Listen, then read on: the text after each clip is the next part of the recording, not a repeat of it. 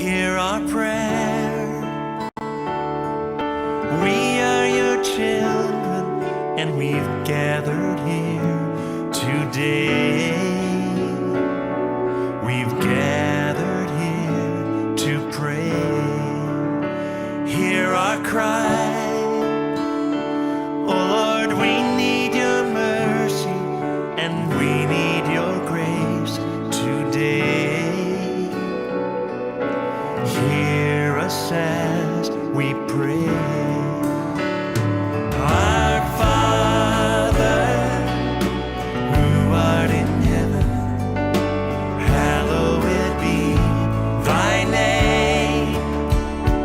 Our Father, hear us from heaven.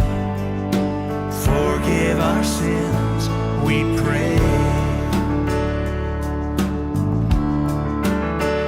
Hear our song as it rises to heaven. May your glory fill the earth as the waters cover the sea. See our hearts and remove anything that is standing in the way of coming to you today. Our Father, who art in heaven, hallowed be thy name. Our Father, hear us from heaven. Forgive our sins, we pray. And though we are few, we're surrounded by many who have crossed that river before. And this is the song we'll be singing forever. Holy is the Lord. Holy is the Lord. Holy is the Lord. Holy is the Lord. Let's worship the Lord. Holy is the Lord. Holy is the Lord. Holy is the Lord. Holy is the Lord. Hear our prayer. We are your children, and we've gathered here today.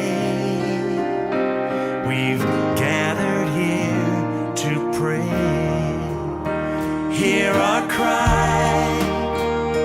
Oh Lord, we need your mercy, and we need your grace today. Yes, we do.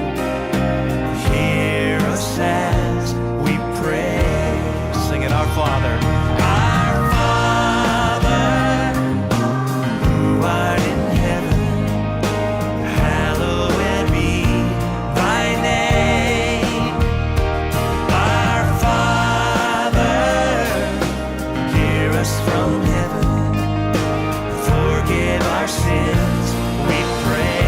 Our Father, our Father, who art in heaven, hallowed be thy name.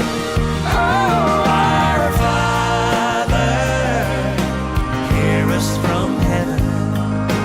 Forgive our sins, we pray. Forgive our sins, we pray. Forgive our sins, we pray. Oh yes.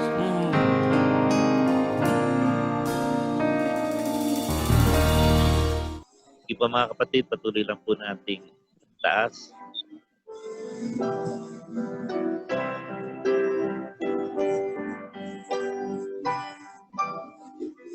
pasalamatan natin ngayon ang Panginoon sa kanyang pagtugon sa lahat ng mga kahilingan natin, sa lahat ng mga concern natin tungkol sa ating pamilya. At magtiwala tayo na siya ang magbibigay ng lahat ng iyon.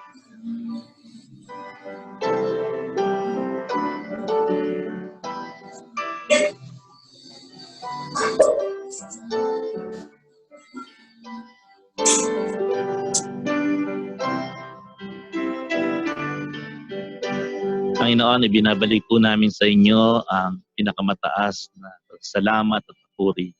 Ito po ang aming dalangin sa makapangyarihang pangalan ni Kristo Jesus. Amen. Okay, mga kapatid, punta ho tayo doon sa pangalawang bahagi ng atin pong babasahin. No? Tuloy lang ho natin yung verse 9 hanggang sa verse 14. Siguro dito po sa pagkakataong ito, hilingin ko na basahin ho natin ang sagutan. No? At sige, so nakita na po ninyo yung mula sa verse 9, sagutan po tayo.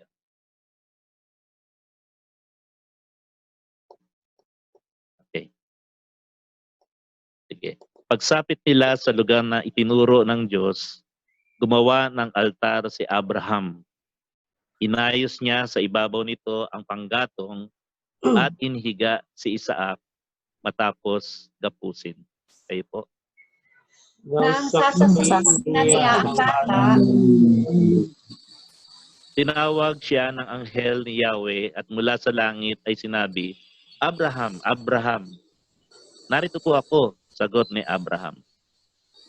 sinabi ng anghel, huwag mo patayin ng bata, huwag mo siyang saktan, at itiyak ko ngayong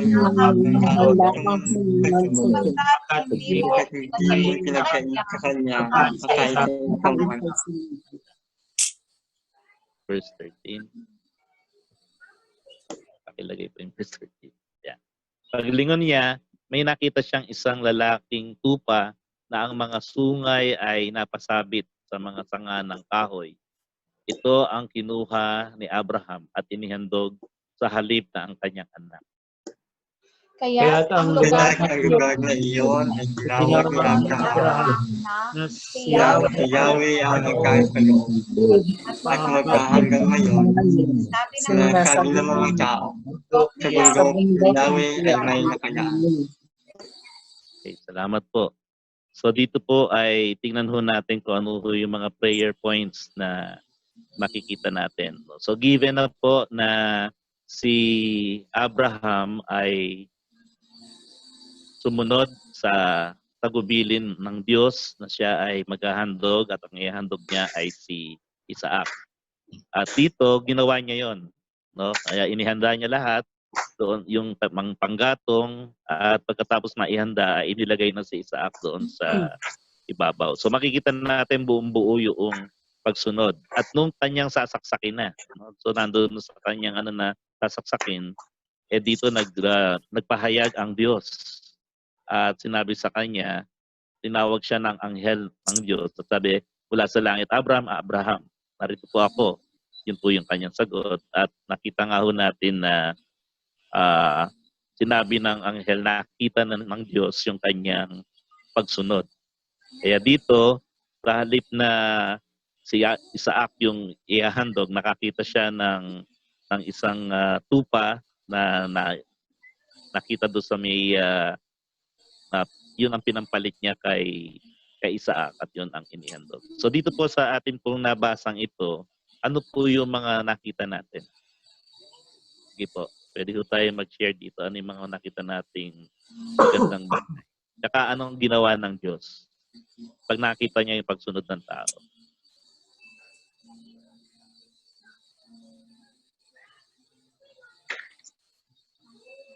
Sige po. Tingnan nga ho natin ulit yung verse 12. Sige, ilagay nyo natin ulit doon sa verse 12. Yung, yeah, verse 12. Sinabi rito, huwag mong patayin ang bata, huwag mo siyang saktan, at itiyak ko ngayon, handa kang sumunod sa Diyos.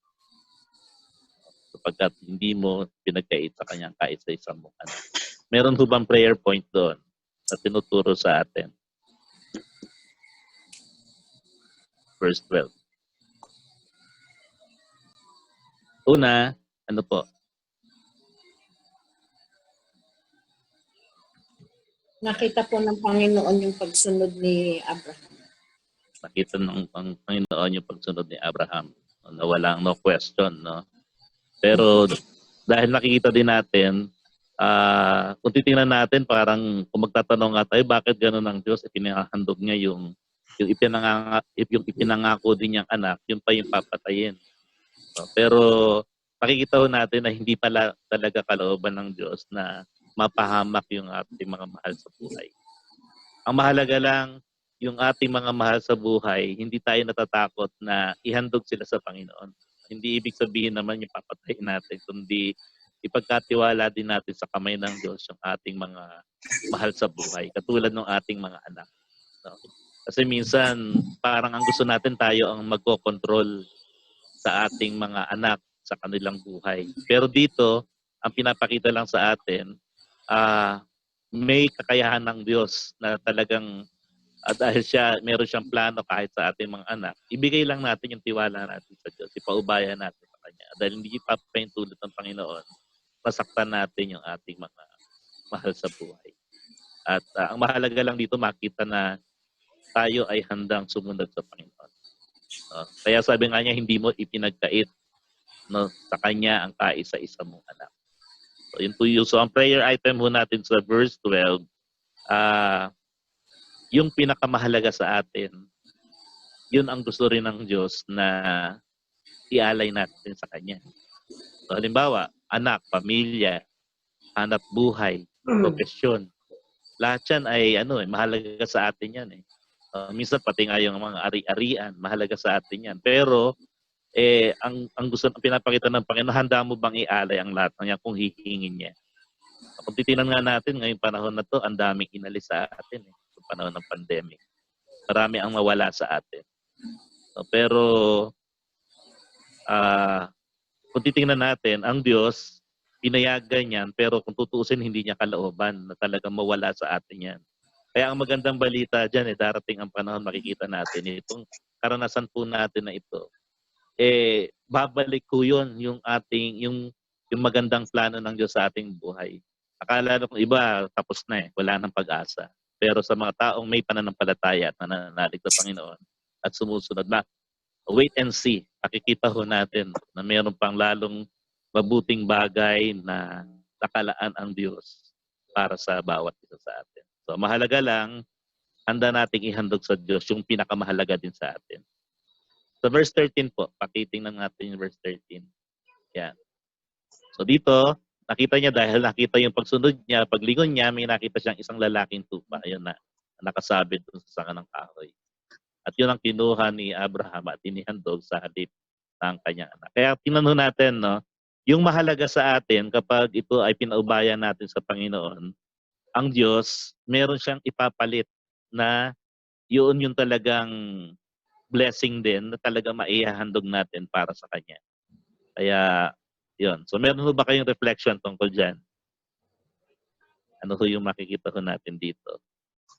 So, ibig sabihin, after na mga pagsubok sa buhay at tayo ay naging matatag sa pananampalataya at sumunod, merong provision ang Diyos. Yun po yung prayer item. Ngayon ho, itong bahagi po ng pangalawang bahagi natin ay prayer for mga leaders. No? Ibig sabihin, leader ng pamilya, na ipag-pray natin yung family natin kanina, pero pwede pa rin ho, yung leader ng atin pong bansa, leader ng ating bayan dito sa barangay, saka yung mga leader ho ng ating simbahan. Lahat pong yan ay panalangin natin. Dahil si Abraham ay leader ng kanyang ng kanyang lipi. Sabi nga gagawin kitang isang malaking bansa. Kaya dito nakikita natin na ang panalangin natin, sana itong mga nagli-lead sa atin mula sa ating bansa hanggang sa ating simbahan ay magkaroon talaga ng totoong pananalig at pagsunod sa Diyos. At sila man ay binibigay nila yung kanilang buhay as an offering. Na dahil sa panahon ng mga pagsubok tulad nito, sila yung gagamitin din ng Panginoon para yung provision ng Diyos dadaan dito sa mga leaders na to. At ito ay babagsak sa atin. Alam ho ba ninyo yung principle ng yung covering? Kung alam ho ninyo yung principle ng covering, ang ibig sabihin po noon, halimbawa, kapag ang isang, halimbawa, bibigay lang po ng typical example, halimbawa po ang babae. Ang babae, ang covering niya, yung kanyang asawa. Ang asawang lalaki. Yung asawang lalaki, ang covering niya dapat ang Diyos. No? Yun ho yung principle sa Bible. Ngayon kapag ang lalaki ay nagpailalim sa Diyos, covered siya ng Diyos. Ibig sabihin ng covering, protektado, mayroong provision, nandoon lahat yung mga blessing at saka yung kapangyarihan ng Diyos nararanasan. Kapag ang lalaki ay masunurin at naniniwala sa Panginoon, yung kanyang asawa, yung kanyang kabiyak, mako-cover din. At kung yung parehong mga magulang ay covered, pati yung kanilang mga anak. Kaya tingnan nyo sa Bible, ang sabi, kapag nagkasala ang magulang, sisingilin hanggang 3rd and 4th generation. Pero kapag ang isang mananampalatayang ama, no, at yung magulang ay nasa Panginoon, mula doon sa 3rd hanggang 4th generation ay pagpapalain ng Panginoon. So ganun po yung principle about covering. Covered tayo ng Panginoon kung tayo ay nasa ilalim ng kanyang pag-ibig, ng ating yung pananampalataya natin, yung buhay natin nasa kanya. Kaya mahalaga ho yung mga leader, no? Kaya simula sa mga ama, ina, no, ma-cover ho tayo para pati yung ating mga anak. Susunod po yan. Kaya nakakatakot kapag yung mga magulang ay wala sa Panginoon, ibig sabihin lahat ng mga yung galit ng Diyos ay bumabagsak sa kanila. Dahil nga sa kawalan ng pananampalataya at pagsunod. Pero kapag tayo covered, yung provision niya ay nananaig din sa ating buhay. Yan.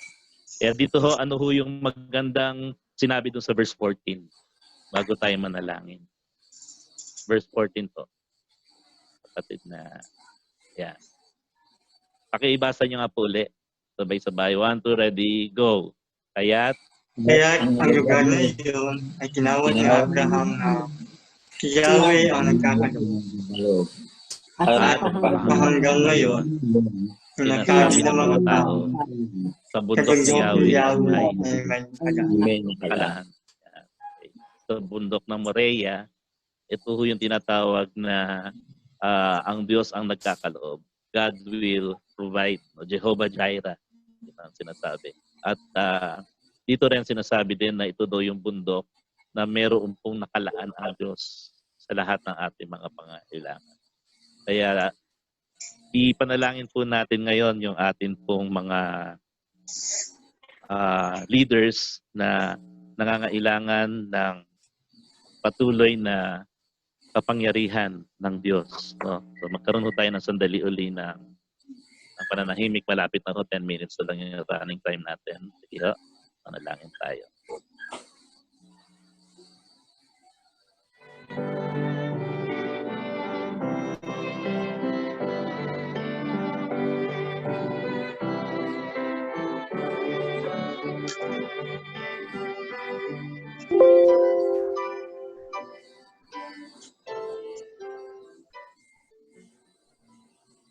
Panginoon, salamat po sapagkat tinuturuan niyo kami na maging matatag sa aming pananampalataya at pagsunod katulad ni Abraham. Hindi lamang siya ama ng kanyang tahanan, ama din siya ng isang malaking bansa.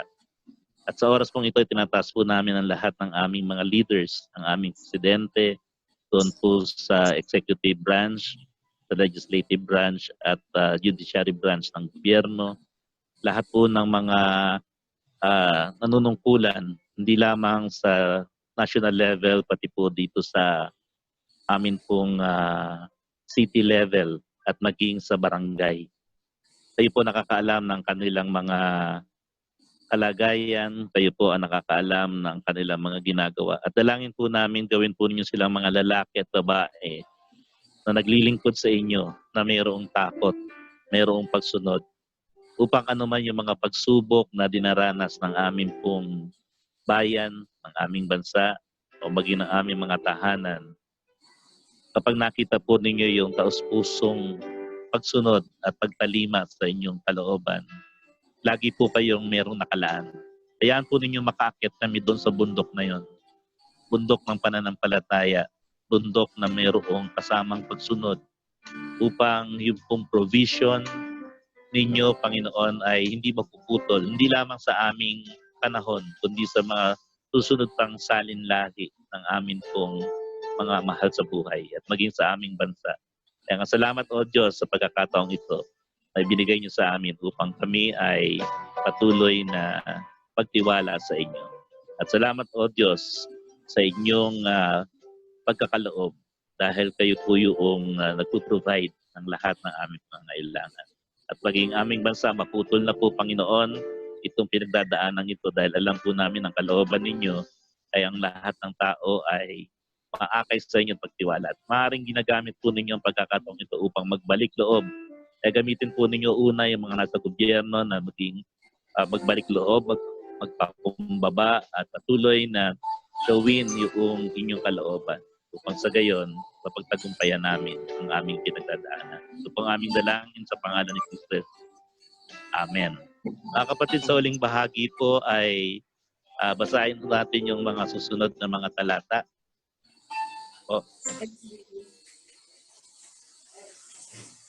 Okay. Dito po ay yung awit 147. Ito po ay tungkol sa mga emotional na mga nagdadaan sa mga emotional na mga dalahin. Kaya sabi rito, at ang mga pusong wasak sa kanya ring lulunasan, ay kanya ring lulunasan. Ang natamon nilang sugat ay bibigyang kagalingan. Kaya sama ko natin sa panalangin lahat yung mga emotional na problema. Next po, Kawikaan 4. Pagkat itong kaalaman ay daan ng buhay, nagbibigay kalusugat kagalingan ng katawan. So napakahalaga po yung salita ng Panginoon. No? 23, ang puso mo'y ingatan, mabuti at alagaan sapagkat yan ay siyang bukal ng buhay mong tinataglay. Kaya mahalaga po na yung ating puso't isip ay ang laman ay yung mga bagay na ayon sa kalooban ng Panginoon. Ilayo mo sa iyong bibig, yan, ang salitang mahahalay. Ilayo ang mga labi sa kasinungalingan. So kaya kapag tayo po ay nando sa ganong kalagayan, ay napapahamak po. Sa awit 103, ang sabi rito, ang lahat kong kasalanan ay siya ang nagpapatawad at anumang aking sakit ginagamot niyang lahat. Tapos sa bingit ng kamatayan ako ay inililigtas at pinagpapala ako sa pagkiyat na mag. Yung next verse 5. Yeah. Sa sarili ang dulot niya ay kasiyahan habang buhay. Kaya naman ang lakas ko ay lakas ng kabataan. Katulad ng sa agila ang taglay ko. Yan po mga kapatid. No? So yung una po sa verse 147:3, emotional healing.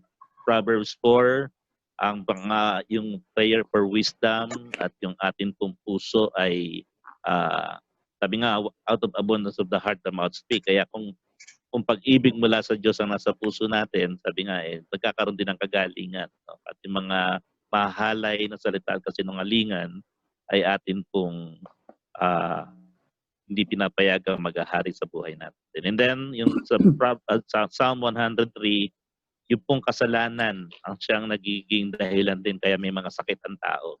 Kaya kailangan po talaga at tayo ay humingi ng tawad at magpatawad sa mga nagkakasala at patuloy din natin ihingi ng tawad yung mga kasalanan natin. At sabi dito, magagalingin tayo ng Panginoon at yung lakas ay ibibigay sa atin.